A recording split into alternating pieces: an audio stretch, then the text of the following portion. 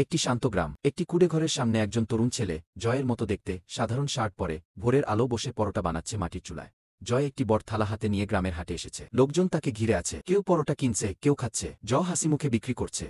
আরেকজন ছেলে সুলভ পাশ থেকে ঈর্ষার চোখে জয়ের দিকে তাকিয়ে আছে। পেছনে গ্রামের মাটির রাস্তা, কিছু মানুষ জয়ের কাছ থেকে পরোটা কিনছে। সুলভ একা দাঁড়িয়ে আছে। সুলভ নিজের বাড়িতে পরোটা বানানোর চেষ্টা করছে, চেহারায় অস্থিরতা। তার থালায় কিছু অগোছালো পরোটা রাখা, চুলার পাশে সে কষ্ট করে বানাচ্ছে।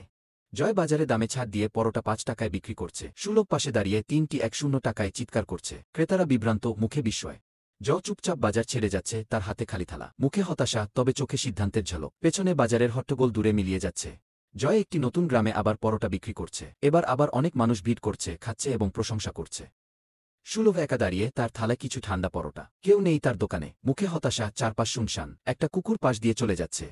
একটি সুন্দর গ্রাম্য পরিবেশ, পেছনে সূর্য ডুবে যাচ্ছে। সামনে বাংলা লেখা, হিংসা নয়, সফলতার চাবিকাঠি হল সততা।